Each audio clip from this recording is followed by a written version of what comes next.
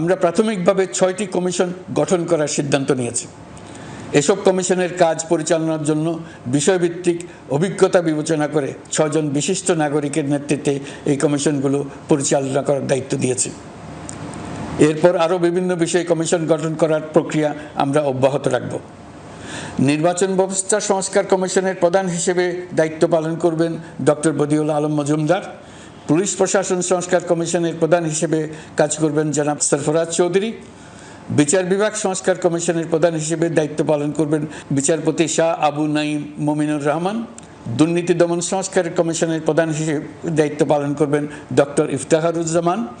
জনপ্রশাসন সংস্কার কমিশনের প্রধান হিসেবে দায়িত্ব পালন করবেন জনাব আব্দুল মুহিত চৌধুরী। সংবিধান সংস্কার কমিশনের প্রধান হিসেবে দায়িত্ব পালন ডক্টর শাহদিন মালিক। এসব কমিশনের অন্য সদস্যদের নাম কমিশন প্রধানদের সাথে আলোচনা করে ঠিক করা হবে। কমিশনগুলোর আলোচনা ও পরামর্শ সভায় উপদেষ্টা পরিষদের সদস্য, ছাত্র, শ্রমিক জনতা আন্দোলনের প্রতিনিধি, নাগরিক সমাজ ও রাজনৈতিক দলের প্রতিনিধিরা উপস্থিত থাকবেন। পূর্ণাঙ্গভাবে গঠিত হওয়ার পর কমিশন আনুষ্ঠানিকভাবে তাদের কাজ আগামী 1 অক্টোবর থেকে শুরু করতে পারবে বলে আমি আশা করছি এবং এটি পরবর্তী 3 মাসের মধ্যে সম্পন্ন হবে বলে আমরা ধারণা করছি। কমিশনের রিপোর্টের ভিত্তিতে সরকার পরবর্তী পর্যায়ে প্রধান রাজনৈতিক দলগুলোর সাথে পরামর্শ সভার আয়োজন করবে।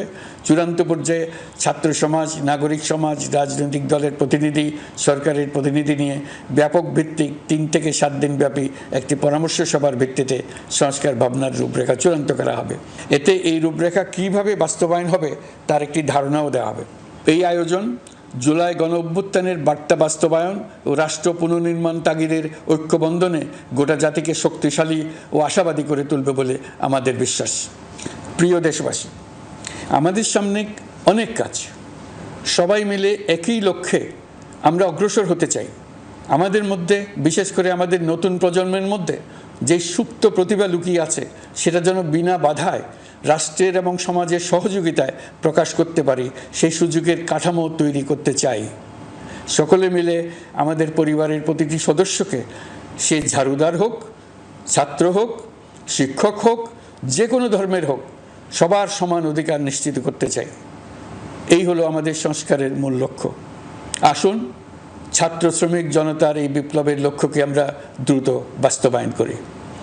আমাদের প্রথম মাসে আমরা যেই গতিতে, যে উদ্যম নিয়ে কাজ এগিয়ে নিয়ে যাওয়ার কথা চিন্তা করেছিলাম সেটা হয়তো করতে পারিনি বাস্তব অবস্থার পরিপ্রেক্ষিতে। দেশের আইনশৃঙ্খলা পরিস্থিতি স্বাভাবিক রাখা গেলে আশা করি আমরা আমাদের গতি অনেক বাড়াতে পারব। এই জন্য দেশের সকল মানুষের কাছে, শিক্ষক, ছাত্রছাত্রী, কৃষক, শ্রমিক, পেশাজীবী, বড় ব্যবসায়ী, ক্ষুদ্র ব্যবসায়ী, দিনমজুর, গৃহিণী, সকলের সহযোগিতা চেয়েছি। আমাদের কাজ বড় কঠিন, কিন্তু জাতি হিসেবে এবার ব্যর্থ হওয়ার কোনো অবকাশ আমাদের নেই। আমাদেরকে সফল হতেই হবে।